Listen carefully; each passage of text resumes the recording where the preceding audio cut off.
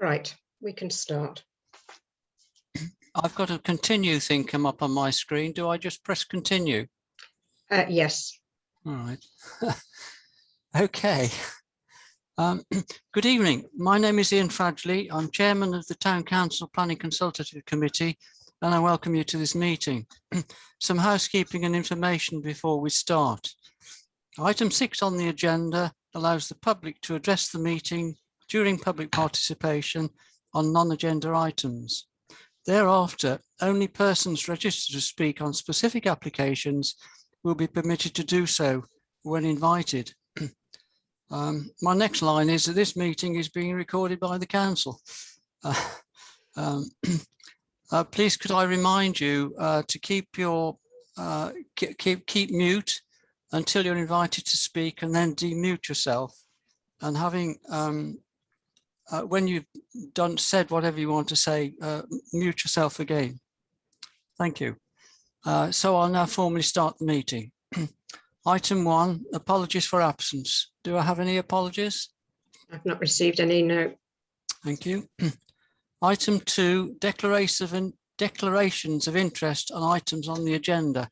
Do I have any declarations of interest?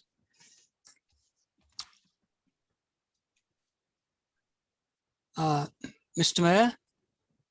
I have obviously spoken to both the developers and the residents on the 7 Benson Road development, which I would like to declare. Yes.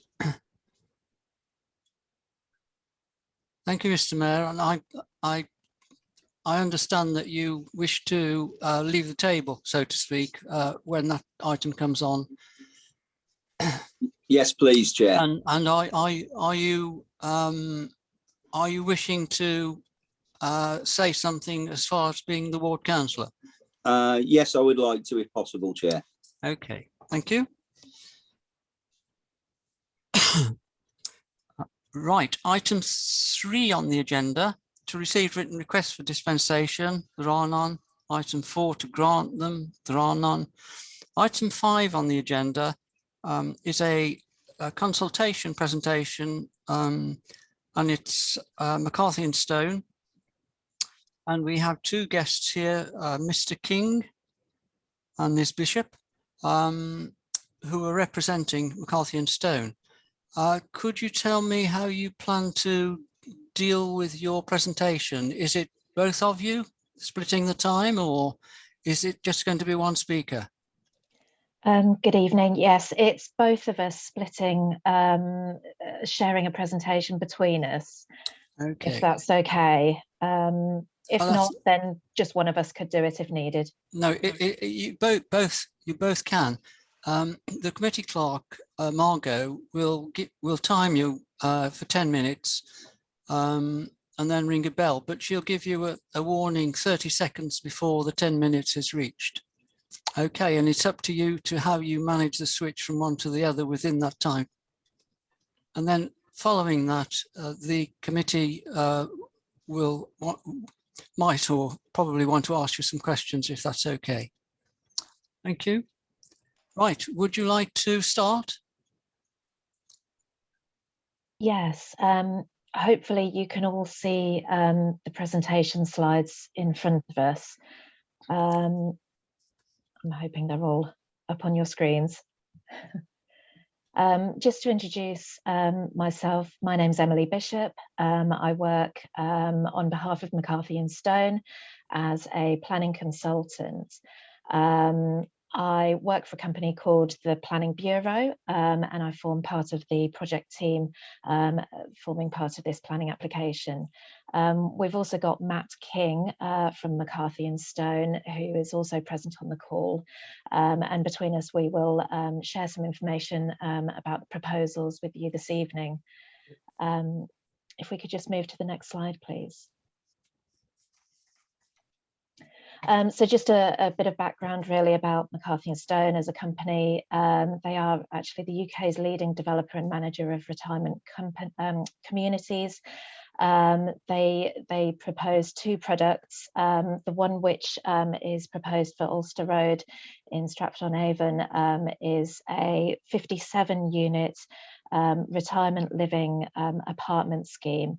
So that comprises communal spaces, indoors and outdoors, communal garden spaces, a communal homeowners lounge with a private bistro as well for the benefits of residents, as well as a guest suite for members of the family or friends to stay over should they wish.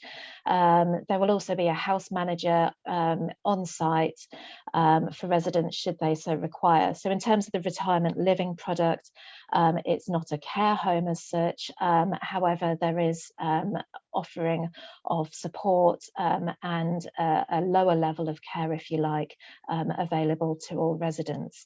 Retirement living schemes such as this is specialist housing for those aged 60 years and over. And as we can see on the screen there, the average age of those buying is normally around 79 to 80 years of age. If I could just move to the next slide, please. Thank you. I'll pass over to Matt now, if Matt's on the call. If you're able to give a bit of background, Matt, in terms of the site specifics, please. Certainly. Thank you, Emily, and good afternoon, everyone. I'll just provide you with some brief background on the proposed site. Known as the Crown Building, the site is currently characterised by dated office accommodation that's been developed piecemeal from the 1970s onwards. The site currently has one tenant occupying part of the building after the job centre relocated recently. The remaining tenant will relocate shortly. The office accommodation on site is dated for modern requirements with issues like inefficient single glazing and heating systems throughout. The site has been marketed almost constantly either in part or whole for employment uses over a number of years with very limited interest. The main interest in the site, given its sustainable location and the dated nature of the current accommodation, has almost entirely been from residential developers. The reasons behind McCarthy and Stone progressing this site are relatively simple. The site is in a very sustainable location within easy walking distance to daily needs shopping, with the Morrison store adjacent, with the train station, a medical centre and the town centre also within a short walk. I would also add to Emily's earlier description of our retirement living format. This is a different offering to our recent schemes within Stratford, and the proposed offering provides residents with more support than our Orchard Gate scheme and slightly less than our Retirement Living Plus scheme called Harvard Place, also in Stratford. I will now hand you back to Emily. Thank you. Thanks, Matt. If I could just move on to the next slide, please. So just to get some bearings, hopefully you're familiar with the site. We've got Ulster Road forming the site's southern boundary just on the screen in front of us. There's a roundabout as well, which leads into the Morrison supermarket car park to the north, just off plan there. And then we can also see on the eastern edge of this plan, the Morrison's petrol filling station. There are some residential properties just directly to the west of the site, and then opposite the site, just off plan to the south, there are some college buildings, which I'm sure if you know the site, they are sort of 3 to 4 stories in height. So as Matt just highlighted, this is a highly sustainable location for retirement development, given that residents normally don't have over-reliance on a private motor vehicle. They do normally access very local services within walking distance and sometimes within cycling distance as well. So obviously the Morrison supermarket is next door, as Matt said, along with a train station and excellent bus linkages into the town centre. So that's just a bit of site background, really, just to get our bearings. In terms of sort of site-specific details then, just along the western edge of the site, there is an existing strong tree belt, which will be retained. Obviously, that offers a good level of landscaping and screening for the site, just separating it from residential dwellings further to the west. I don't know if you can make out on this site layout plan, but there are existing office uses. There's an office building currently on the site, and it's just outlined in blue dotted line on the screen in front of us. If you can, that's it. If you can just about see that. So in terms of the building specific, this is a 3 to 4 story retirement living apartment building. It will comprise of 34 one-bedroom apartments and 23 two-bedroom apartments. We can also see as well, it's utilising the existing access, which is currently used for the office building, just sort of on the northeastern corner just there, thank you. So there will be on-site specific car parking for users of the retirement living scheme. That's for residents and also their visitors, and any members of staff or carers dropping into the apartment building. So that we are proposing 47 parking spaces. 4 of those will be specific disabled parking bays. And there will also be ducting in place for electric vehicle charging points as well. You can also see the communal gardens area. There will be a residence patio space just exiting the building from the communal lounge and bistro. So that will be a nicely enclosed, high quality landscaped space for residents to enjoy privately. I'll move on to the next slide, please. Thank you. This is just an example of the floor plan for the building layout. So we can see an example again, the blue squares, if you like, are the one-bedroom apartments, the pink squares, two-bedroom apartments, and the yellow spaces are the communal areas within the building. So just along the bottom edge of that plan, you might be able to make out the main entrance. We'll come on to some further images shortly. That's it, thank you. And that comes into sort of a hotel lobby kind of style approach. And directly opposite that, there will be the homeowners lounge with bistro area and kitchen area for social entertainment, gatherings, occasions like watching the football, for example. You know, residents will be able to gather in that space together. The whole concept is a safe living environment where people don't have to feel isolated. They don't have to be excluded or, you know, sit behind a closed door on their own. They can sort of meet up with friends and family members in the communal spaces. Just on the right-hand side of that image as well, I don't know if you can make out, but there is an internal bin storage. That's it, thank you. And also a buggy stroke scooter storage as well, just adjacent to that as a separate room. There will also be internal cycle storage as well. So that's all very much secure, out of the elements, and also for sort of bin collections and dropping off. Residents don't actually have to leave the building on a cold, dark winter's evening. Next slide, please. Thank you. So we've got the artist's illustrative images in front of us, the street scenes. So street scene A, just at the top of the screen there, is the proposed image looking from Ulster Road northwards. So Morrison's sort of sits behind that building just over on the right-hand side there. You can see as well there are... You have 30 seconds left. Goodness, existing dwellings on the left-hand side, and the building steps down to 3 stories towards those. Next slide, please. I'll just skip these next 2. So these are just illustrative images looking at the materials, and this CGI as well, which hopefully puts the site in context and brings it to life. The roundabout is just off screen in the bottom left-hand corner. And yeah, any That's opportunity for 10 questions. minutes. Well done. Thank you. Okay. Thank you very much. Right, questions, please, councillors.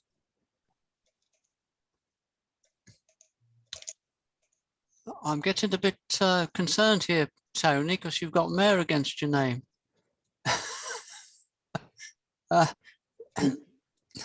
Would you, Councillor Jackson? I'll change it. Yes, sorry. No, it's just right. Councillor Jackson. Yeah, thank you, Chair.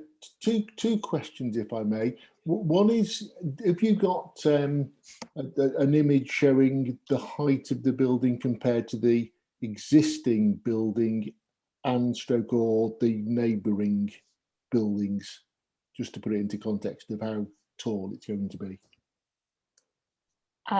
Yes, I don't know if we're able to show the slides again, if that's possible.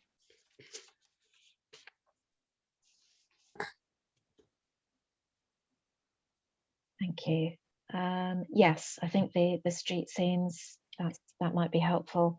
So Councillor, I don't know if you can make out just on the left-hand side on the top image, those are the existing residential dwellings, just on that side there, just greyed out. So hopefully that gives some idea in terms of how the building is sited adjacent to those. Yeah, it was just a question of how much taller is your building than the existing building is probably the question. And looking to the other side where there's all the development on the other side of the railway, is it higher than that as well? Yeah, so McCarthy and Stone are proposing a 3/4-storey building, but the levels do sit below. I think you can just about make out on the top image. They do sit below the current road and the roundabout arrangement just there. So actually the part of the ground floor won't actually be visible. In terms of, I think is it the Arden Quarter development near the railway station? Yes. So some of those properties are 4/5 stories in height, I understand, whereas this building is 3 to 4 stories. In a way, it's clarification of that you will be lower than the Arden Quarter, which I think you've probably answered there. Yeah. Yes. My other question, if I may, Chair, is there's no restriction on where people can come from to occupy these dwellings. So you're bringing in an aged residents group, and that's going to put pressure on the local medical services. And I just wonder whether you've got any medical provision on site, or are you going to be reliant on the existing services, and are they comfortable that they can cope? Yes, so generally speaking, McCarthy and Stone developments do actually capture residents from the local area. They do normally find through their own research that people moving into these sorts of developments are generally local, looking to downsize, for example. So they do normally find that 3 and 4 bedroom dwellings, for example, are brought onto the market because of downsizing to 1 and 2 bedroom apartments. So there is normally that sort of shift in the local housing market. In terms of sort of any strain on local health facilities, again, McCarthy and Stone do have extensive areas of research, not only their own, but also I think government-led policies, which have looked at actually how these schemes can alleviate pressure on the NHS in terms of, because there is on-site support with a house manager. They also have sort of more of, like I said, a communal sort of feel, and often find that they don't have such a strain on healthcare services because they are sort of in these assisted living sort of style dwellings, if you like. Okay, thank you. Councillor Foytek. Thank you, Chair. It was just a sort of, I don't know whether sort of a decision's been sort of made at this early stage, but I've sort of seen on the plans that some of the apartments have got balconies, and that's obviously a very welcome inclusion, considering people valuing their outside space these days. So sort of the question being, sort of how many of the apartments will actually have balconies? Do you want me to pick that one up, Emily? I think, yes. Well, I think firstly, it's particularly that since sort of COVID has struck us, it's become more important that balconies are provided for us as a group, because outdoor amenity space is obviously key, and it's become sort of front and centre post the COVID lockdown. So I think on this scheme, we're looking at 60% of the apartments would have balconies, but we've also through consultation through the pre-app, we've increased the amenity area at the back of the scheme as well. So originally we'd looked at a U-shaped building, but we've now moved to the L-shaped building that we presented, which provides a larger amenity area at the back of the scheme for that reason, ultimately. Thank you. Thank you. Councillor Jenny Fradgley. Thank you, Chair. May I just return to the points that Councillor Jackson was raising. I mean, this is coming into an area where I think there are 5 residential homes already. There's Scholars Court, the Arden Quarter, Hathaway, the Limes, and Briars Croft, coming into a very crowded area there. And we've just opened another very large facility in Bishopton, along with others across the town. There is a massive concern in this town that we are actually over provisioning. I know you all have an argument against that, but we are over provisioning. And I know from the county's point of view, they are getting extremely concerned that the distortion of the health service, and I know I've spoken to doctors when other facilities have come forward, they are very, very concerned that they are being overstretched. And I just really want to raise that as a very, very serious concern. Thank you. Thank you, Councillor Fradgley. I would say you missed one out. There's one destined to be next to the railway station as well. Sorry, yes, that one. This will make the 7th in that in a very small area. Mr. Mayor. Thank you, Chair.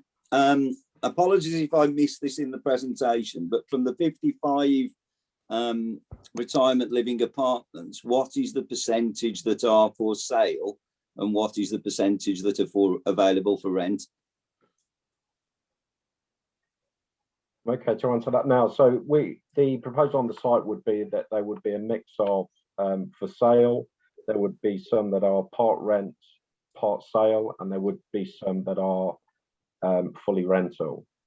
And that would ultimately be driven by the market take-up. So, right, so there is no set allocation. There is no set allocation for those 3 categories, but there would be those we sell on the basis of those 3 different tenures. Okay, thank you. Thank you. Councillor Darling.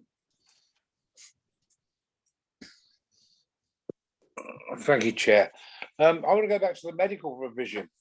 At the moment, there are 2 medical centres, Rotherhouse and Trinity Court, in easy walking distance, and both of those surgeries are at full capacity already, with other buildings going up at the railway station.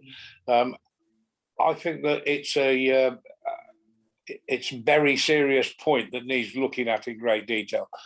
There aren't medical centres that are at easy walkable distance because they're all at full capacity. So I think that there needs to be a lot of thought going into medical provision. We know that after consultation of last time, all the medical centres were extremely worried about the one that was going to go by the railway station because they're all at full capacity and can't cope already. So I really think this is a very serious point, Mr. King and Ms. Bishop. Thank you, Councillor Darling. Councillor Alcock. Thank you, Chair.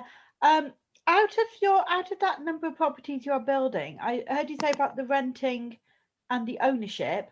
How many will be given over to social housing? The proposal is at the moment that we won't provide any social housing on site, but we will look to undertake a viability case and look for a commuted sum off site. Right, so no social housing there at all. No, right. not within and this group. Also, you you say there's 55 apartments being built. Is that correct? 57. 57, but you're only providing 45 car parking spaces. 47, sorry. Right, so I am aware, obviously, it is next door to a very large supermarket, but I'm presuming you haven't contacted the supermarket to see if extended parking during the day would be allowed there.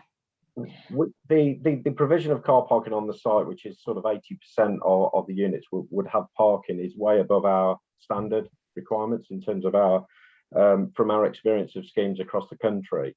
We would ordinarily look to provide circa 70% of apartments with spaces, because we find that many people that move into our accommodation do not have cars, or they sell their cars if they do move into the accommodation. So we're quite sort of comfortable that the level of parking is adequate for the number of units proposed, particularly given it's a sustainable location.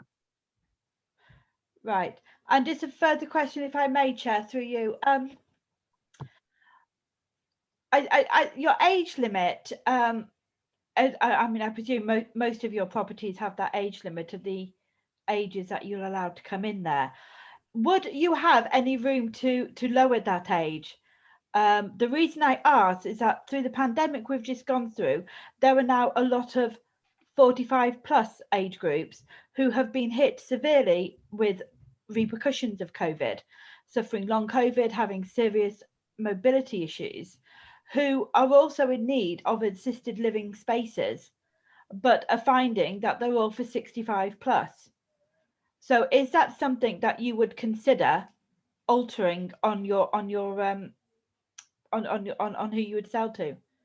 Yeah, I mean, just to come back on that, McCarthy and Stone obviously specialise in retirement dwellings. So generally speaking, it is sort of age 60 and above. But there are often planning conditions which, you know, specify that this is a retirement application. It has to be for retirement ages and above.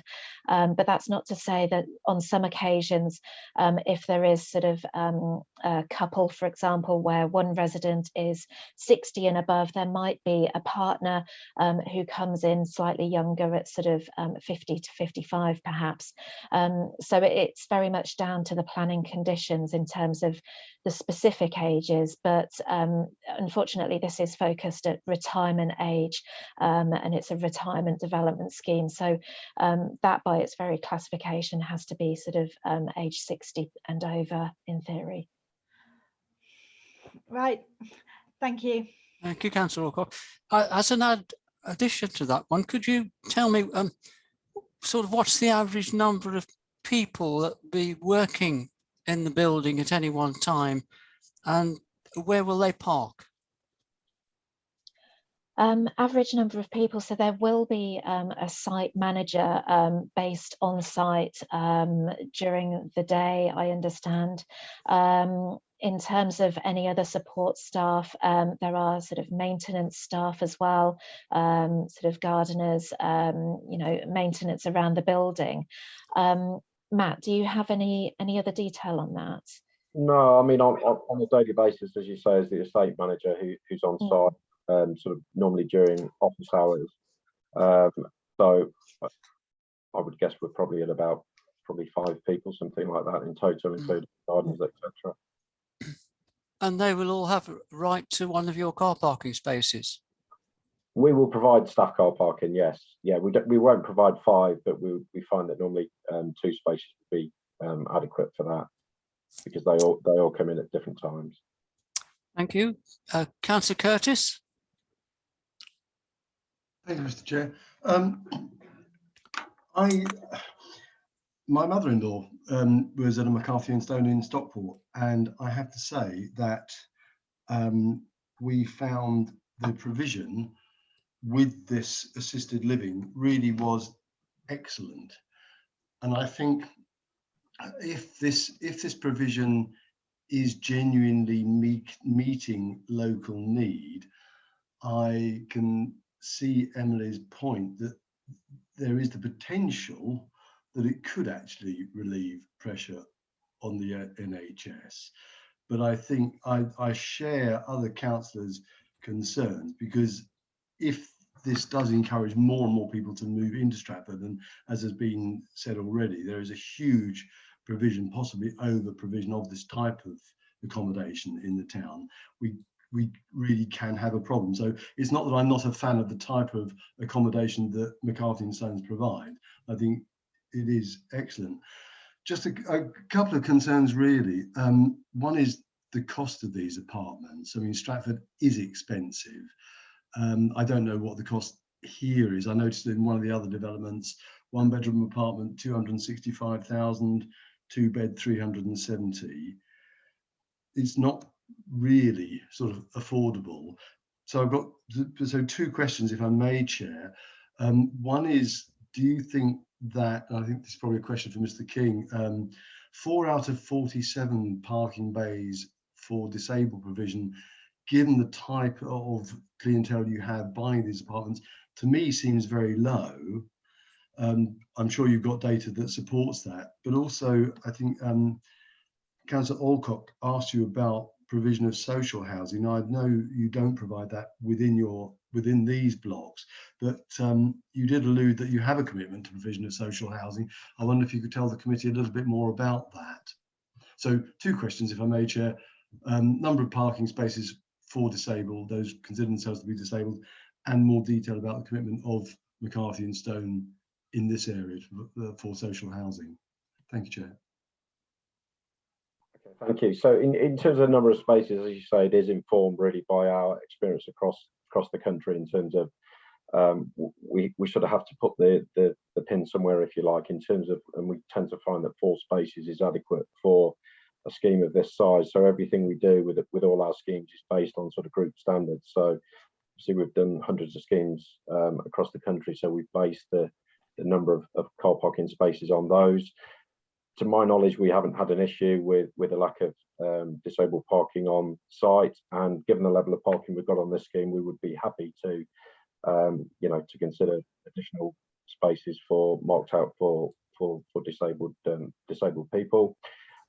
In terms of just the affordable question, I think it's probably prudent to outline why we don't normally propose social housing on site, and that is fundamentally because the service charge is often prohibitive, and because we provide apartments, it's actually difficult operationally and management wise to have affordable housing within the same block as the private accommodation.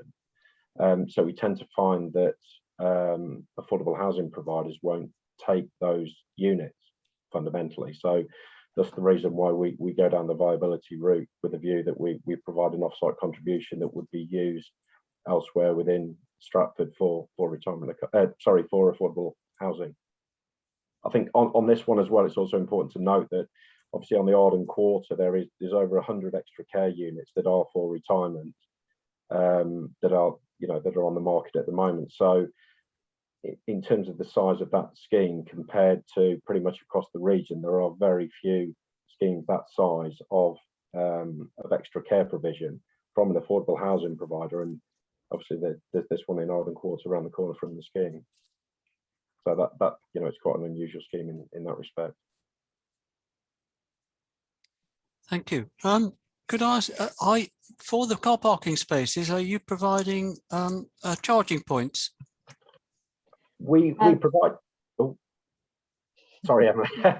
No, you're fine. we provide the ducting for the charging points, and we're happy to put charging points as required through discussions with the local authority, because we realise people are obviously moving towards electric vehicles, so we make sure it's future proof for that requirement. Thank you. And during construction time, you will be using the road that comes off Morrison's to do the construction. Yes, that's correct. Yes. Yes. Thank you. Councillor Fladry, have you got another question? Demute yourself. Yes, just very, very briefly. Presumably the building, if it does go ahead, would actually be properly insulated, but is it providing any energy generation as well? It's got a flat roof. It could actually have a set of PVs there to provide some of the electricity. Yeah, absolutely. So in terms of being eco-friendly, if you like, McCarthy and Stone do look at a fabric first approach. So in terms of their construction methods, they are very well insulated. The standard wall construction is highly insulated. So in terms of their actual energy performance rating, they normally sit around a B rating in terms of EPCs, and that's very much the industry norm, I suppose. But in terms of sort of any add-on renewable energy sort of sources, for example, PVs, photovoltaic panels, can be provided on schemes such as this. As you note, it's a flat roof. It could be a prime location if there is that requirement. So yes, and obviously with the sustainable location, as Matt has said about earlier, there is a far lower reliance on private vehicle ownership. We've said as well about ducting for electric vehicle charging points, just to comply with any carbon reduction measures for the scheme. I think it's Okay, no other questions? No, I haven't got anybody who wants to ask another question. I hope you're satisfied with the questions that you have been asked. Absolutely. And thank you very much for coming to show us what you're proposing. That's the end now. If you wish to disappear, then do by all means do so. And if you want to stay and listen to the rest, you're also welcome. Thank you. Thank you. Thank you so much for your time this evening. Thank you. Thanks very much. Thank you. Cheers. Thanks. Bye. Bye-bye. Item 6 on the agenda, public participation. Well, we have no members of the public. Item 7, to approve the draft open minutes of the Planning Consultative Committee meeting held on the 1st of June. Do I have your agreement? If you could vote. Just put your hand up. Yes, that's fine. Thank you. Now we'll go on to item 8.1. We have nothing was deferred from additional chairman's actions. So we have just one item on the agenda from chairman's actions. And we have some speakers. So I'd like to start off with Neil, who will do a presentation. Thank you, Chair. Good evening, everybody. So this is an application at 7 Benton Road. You'll be aware that the last meeting, I think it was, you had a pre-app from the speakers. So hopefully it's still familiar with you what the proposal is, where the site is. But the description of the development is to demolish the existing dwelling on the property and the construction of a new building, which will comprise of 6 apartments with associated parking to the front and amenity space to the rear. And in terms of the mix of the apartments, there'll be 4 2-beds and 2 1-beds. In terms of the planning history, back in February this year, the District Council refused a planning application for a similar scheme. The refusal reasons related, this is on your screen, hopefully you can see that. It's a summary, effectively, of the refusal reason, which related to, in the opinion of the District Council, an excessive mass and bulk of the building and the parking area dominating the front, which would be harmful to the character and appearance of the street scene and the conservation area. And the secondary issue which was raised related to the impact of the building on the amenity of occupiers of Welcome Grange, which is the building to the right-hand side, and that was by way of an overbearing effect and an overshadowing impact. During that application, you reviewed the proposals and you returned a comment of no representation. You did, however, put some comments forward, which is on the screen before you, which effectively said you didn't object to the principle of the development. However, the new building being set back into the plot will likely have an effect on the adjoining flatted developments, and therefore a careful assessment of the impact of the new building on any habitable room windows would need to be undertaken by the District Council planning officers to ensure that no adverse harm by way of loss of daylight and sunlight or an overbearing effect would result. And you also commented that you felt that the design was suitable in this location, provided the architectural detailing was carried out to a high standard. So that's the history, that's the proposal before you. I'll just run through a few plans now. So the site location, I think we're all familiar with where it is, but it's the application outlined in red here. And you have Welcome Grange to the right-hand side, and you've got Stratford Court to the left-hand side, effectively there. The right-hand image is an aerial photograph imposed by the footprint of the proposed dwelling, which the architects have provided. So you can see Stratford Court in here, Welcome Grange in here, and this blue-grey building in here is effectively the footprint of the proposed building with the parking to the front. This is some survey drawings of the existing property, fairly nondescript, probably neutral at best, if not maybe harmful to the conservation area. Quite a large flat roof extension to the property, pitched roof to the main part.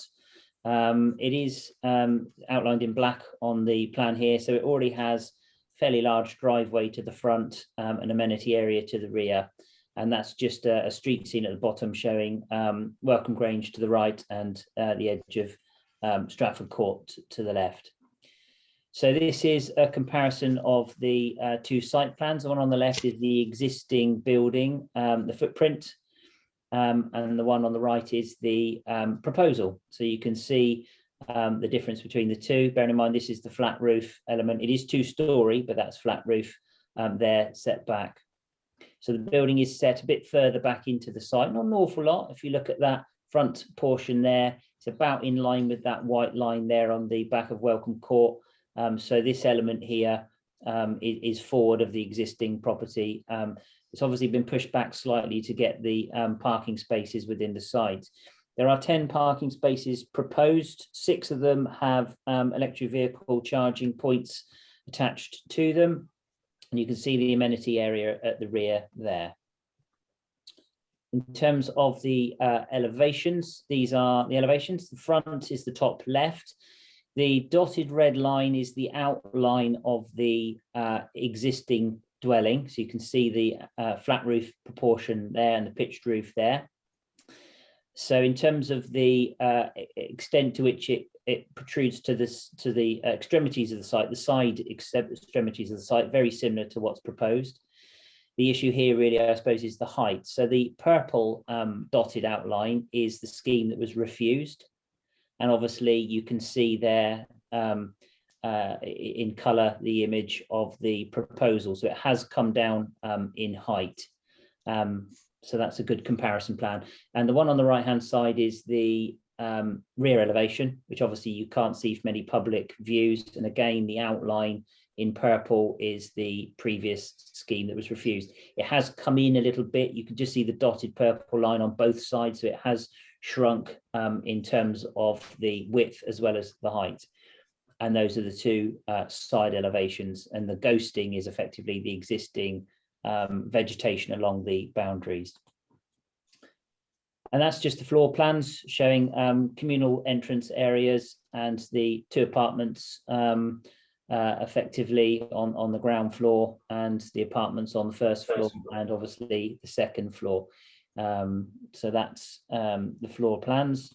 And some street scene elevation again. On the right hand side is Welcome Grange, on the left hand side is Stratford Court, and you can see the proposed development in the centre there. And that blue turquoise line is just showing effectively the roofing relationship, Welcome Grange being slightly taller than Stratford Court, and proposal fitting within that roofscape, if you like. And the bottom image is a computer generated image, again showing the development in here with Welcome Grange, obviously a much larger building, more dominant in the foreground of that picture there. Just a couple more slides, three more slides to show in respect of the bird's eye CGI aerial perspective. So you've got Stratford Court in here, that's the development site in here, and that's Welcome Grange. That's just a zoomed in version of the landscape proposals. There is sufficient to retain and add additional landscaping in the front. There's a screen bin store in here, and that's obviously the parking area in here. And some of the bays are separated with some additional landscaping as well. In terms of the refusal scheme, this is an image of the refused scheme effectively, if you wanted just to compare the design, because the design has changed a little bit, bearing in mind that you didn't object to this particular design. So if I just flash that up and then show you the proposed design again, you'll see the differences. So similar sort of palette and materials, which the applicants may wish to talk about in a bit more detail. So that's the end of the presentation. Thank you. Thank you, Neil. Councillors, do I have any points of clarification?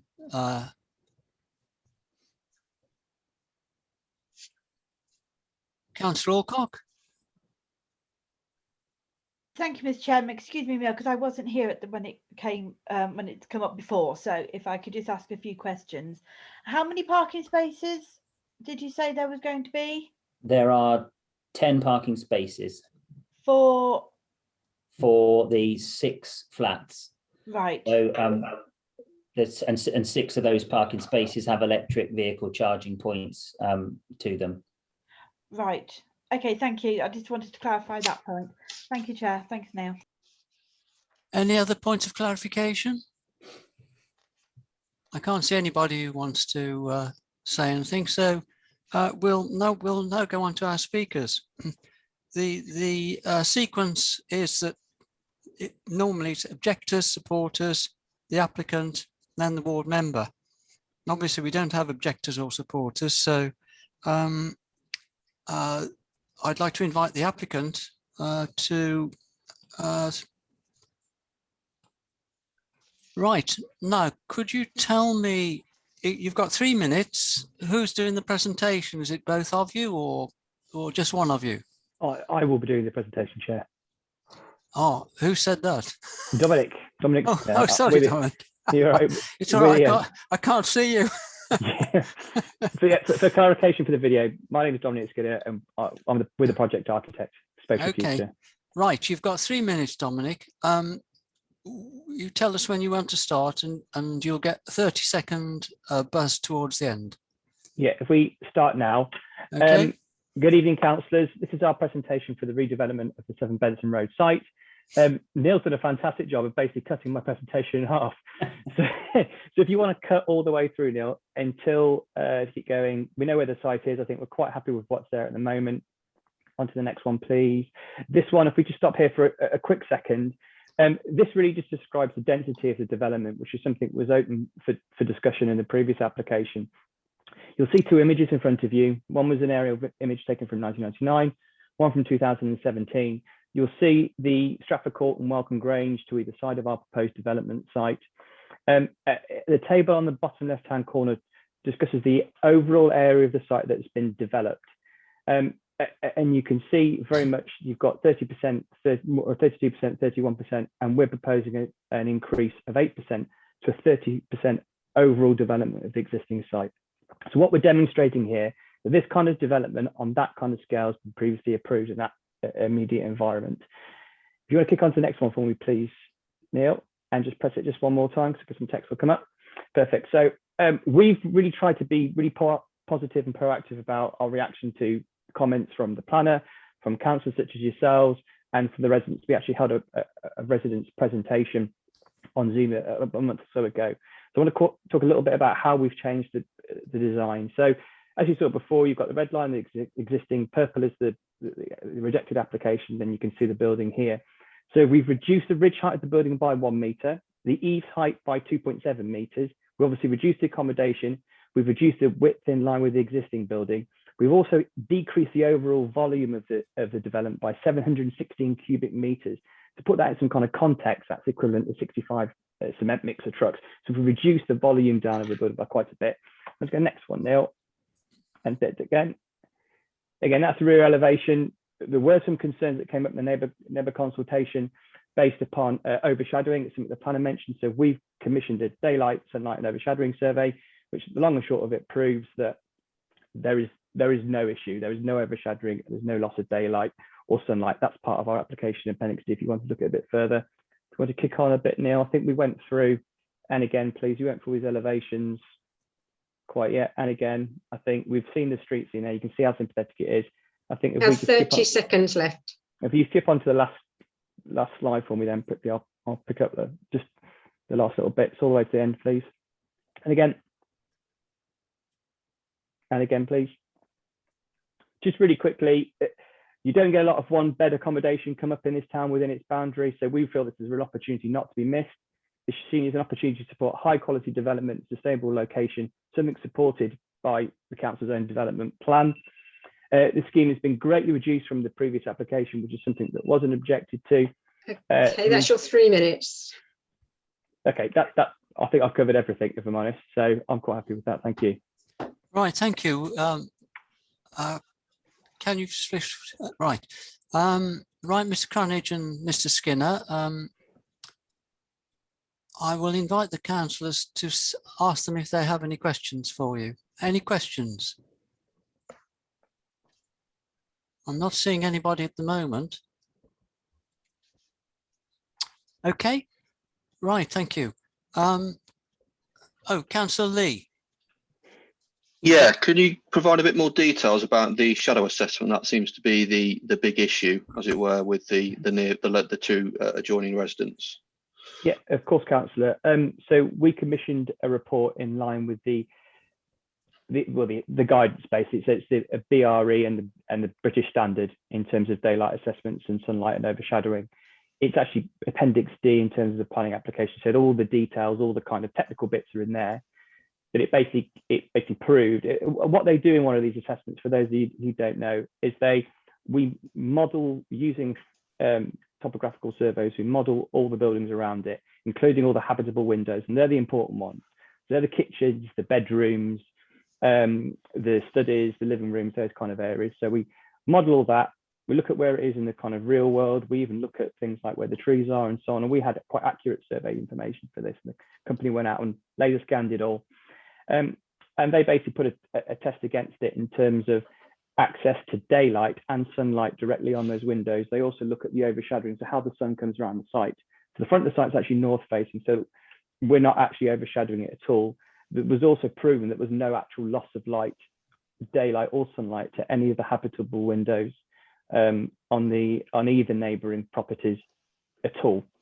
And again, that is quite a detailed report that's there that if you're interested, I recommend you have a look at it. But that's kind of a potted history of it, that the buildings have been well surveyed, they've been laser scanned, it's an accurate survey, it's been done within recognised national guidance from the BRE, the Building Research Establishment, and to the British standard, and it's quite categorically proven that our development has no impact on overshadowing, daylight, access to daylight or access to sunlight for any of the habitable windows on the property either side. Thank you. Councillor Jennifer Adgley. Thank you. Could I just ask, has the district accepted the survey that you've just described? Well, I haven't thrown it back at me, Councillor, yet. So it's been submitted as part of the application, and I'm assuming it's been reviewed. Right. I haven't heard anything to the contrary. The fact that it's been done by a reputable national company and it has been done to those standards that I mentioned, which are industry standards. We haven't pulled them out of the hat. That they're how these things are done. Then I just wondered if there had been a comment back from the district on that, but not as yet. Not as yet, no. Yeah. Thank you. Thank you. I'm not seeing anybody else who wants to ask a question, so I'll move on to our next speaker, which is the ward member, Councillor Kevin Taylor, the Mayor. Thank you, Chair. You've got 3 minutes, Mr. Mayor. Thank you very much. 7 Benson Road sits in a very sought after sector of the Welcome Ward from a residential point of view. It is a former town trust property, which for many years suffered from vandalism and antisocial behaviour before it was actually sold to the current developer. Obviously, this has seen a previous application, which obviously had major concerns from the residents, in particular in Welcome Grange. So I've had numerous conversations with them and understood their first set of reservations and actually supported their objection. However, there were many recommendations at that stage made to come to an amicable agreement to reduce the size of the development and the importance of really utilising this site and not having it in its current condition for any longer than it needs to be. And therefore, I believe at the present moment, the plans that we have in front of us have addressed the majority of the issues that everyone had suggested from the previous development. Thank you very much. Anyone, any questions for Mr. Mayor? No, if I may ask you one question, Mr. Mayor. What is the attitude of the neighbours now on this proposed change to the previous one? At the present moment, unfortunately, the stance of the neighbours from Welcome Grange hasn't changed really from the initial submission, and they still believe that the the development is still too large, and they would like to see something maybe even just 4 apartments there. However, I'm not too sure at this present moment in time whether we can actually consider that from, it is in my opinion, with all the surveys that have been done, it's met most of the criteria that they were actually stating in the relative to the first application. However, they would prefer to see 4 apartments instead of the 4 2-bedroom and 2 1-bedroom. Thank you, Mr. Mayor. Right, well, we will now go in. Oh, before we do that, from what you've heard, any further points of clarification you'd like from Neil? Can't see anybody. Right, well, let's go into the debate. Who wants to start? Don't all be shy. Councillor Dowling. Thanks, Bill. Thank you, Mr. Mayor. And thank you, Chair. From what we've heard, I thoroughly believe that the developer has done their utmost into reducing the size of the building. For all of us who do know it, the old Clayton Wright house, it's a tumble down. It's been left to rot for many years, and it needs something to do with that site. And I think this is a really very, very nice development. As we saw from the historical pictures, Welcome Court was a house of the same size before they developed it into the 3- and 4-story building that is now, and Stratford Court the same was a country hotel, Stratford Court Hotel, and they put the extension, a 3-story extension on the side of that. And I think it's a case from the neighbours of not in my backyard, but I believe that the developer's done his utmost to appease the objections from the last time, and I will be supporting this application.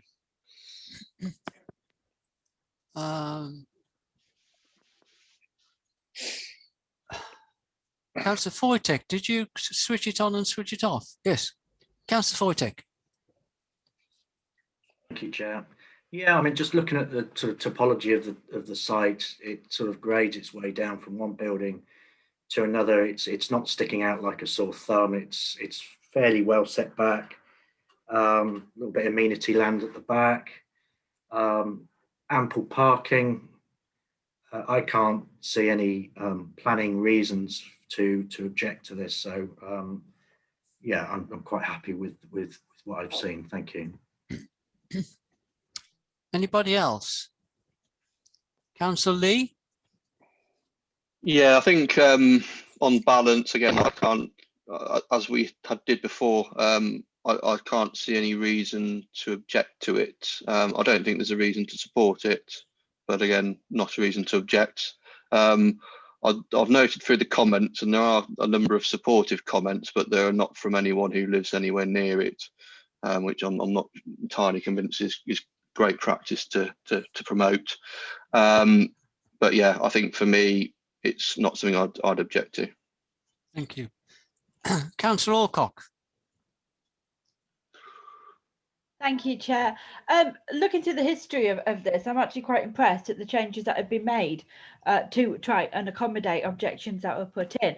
Though I haven't been on planning for a couple of years, I was on for many years before that, and I don't think I've seen that before. So I'm impressed with that, and I'm even impressed on the number of parking spaces, which, considering it's something I raise for every single objection, that should come as a shock for all of you. So yes, I plan to support this objection. This planning application. You're planning to support an objection? I'm going to support objection, yes. I will be supporting the application. Right. I will then mop up those who haven't said anything as yet. Councillor Curtis. Thank you, Chair. No, I again would support this application. I think that there's been a great deal of effort on behalf of the planners and developers to modify it. I think it's very good. Councillor Jenny Fradgley. I can see no reason to object to this application. And Councillor Jackson. Yeah, nothing to add. I'm quite happy that they've addressed all the concerns from the previous application, and I'm happy to support. what I would like to ask now is that you need to think clearly in a definition that you've been saying, is what's the difference between no reps and support as opposed to objection? Because I've heard some councillors say they wish to support it. So you need to make your minds up as to what we're going to say, support or no reps. So, Councillor Darling, you have a proposal. I do. I'd like to propose that we support this application. As I said previously, the site has been derelict for many years, and as you heard from the mayor, there've been antisocial behaviour and all sorts of stuff going on there. As we know, it was the old Bubbles Clayton Wright's old house before she died about 20 years ago. And I think that as I said, the planners have gone a long way to in changing their designs to appease the objection. So I believe that as a town council, we should be supporting this application rather than having no reps on it. Thank you. Do I have a seconder for Councillor Darling's proposal? Councillor Alcock, thank you. Yes, right. I'd like to second, please. Thank you. Sorry? I'd like to second, Councillor You second, Darling. yes. Thank you. Right. I have a proposal to support the application and a seconder. Could I now have a vote, please? 1, 2, 3. And those against? And abstain? Okay, well, it's support wins the day. Okay. So Neil will be busy typing something, I'm sure. Would you like to read it out, Neil?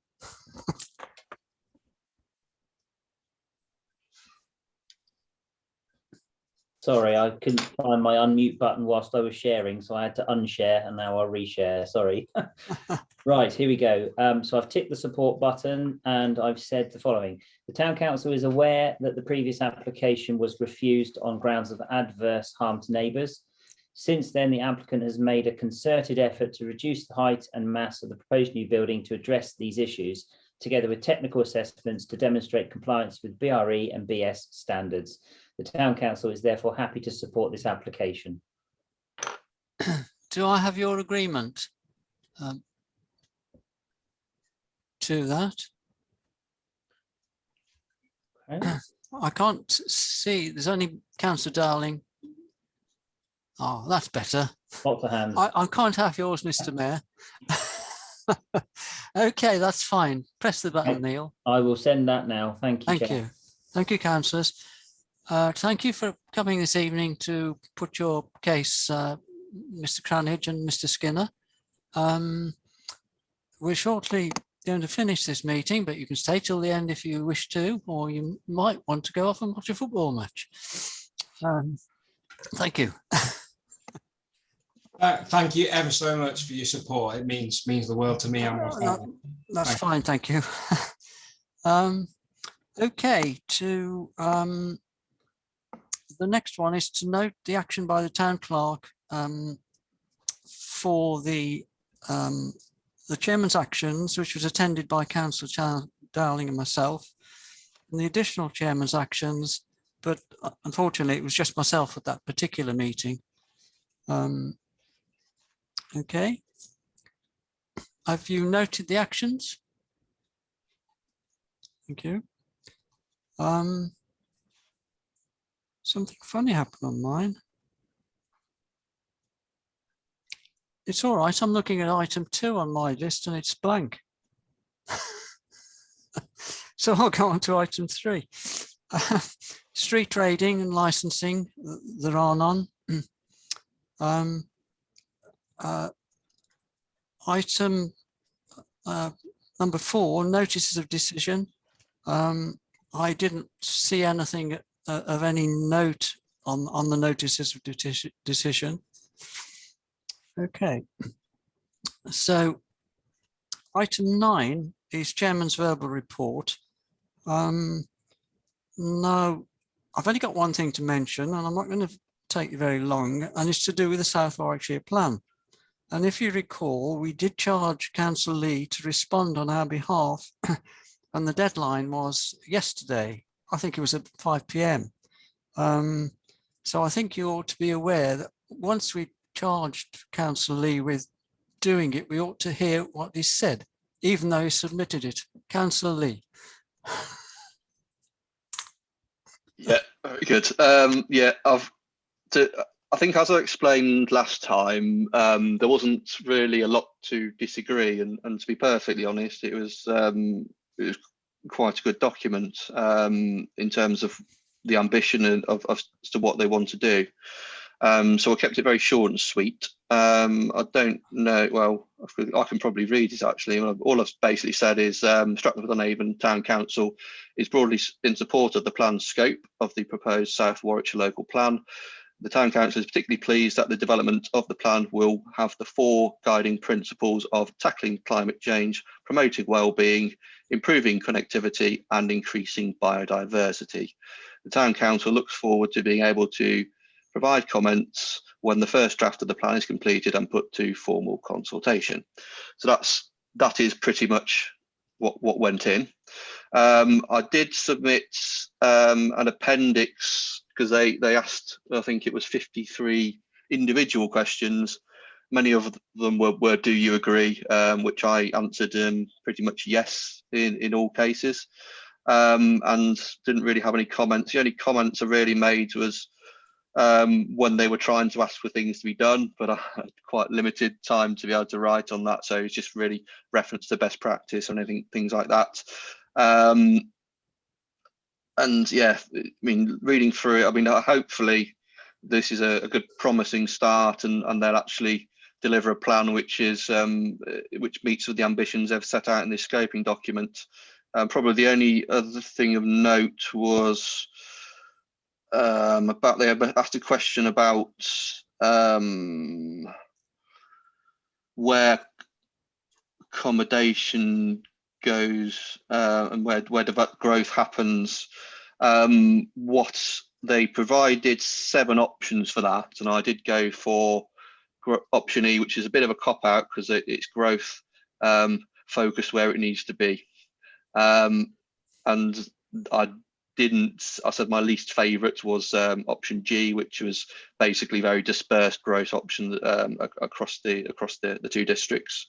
So, but that's what was submitted. So hopefully very neutral, very supportive, and let's hope that Warwick and Stratford-upon-Avon district councils do a good job with developing their plan.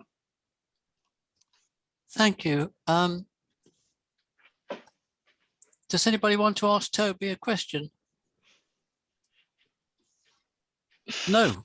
Right, thank you. You've done well there, Toby. Item 10. Easy one. Requests for alteration of recommendation. There are none. Item 11. To register a representative. Well, there's nothing on the agenda for the 23rd anyway, and we don't know about what's coming up on the 17th of July. So we'll leave that in abeyance. Item 12, to appoint substitutes for the next chairman's actions. Are you happy to do that, Mr. Mayor? Certainly, Chair. Thank you. So then I'm going to close the meeting.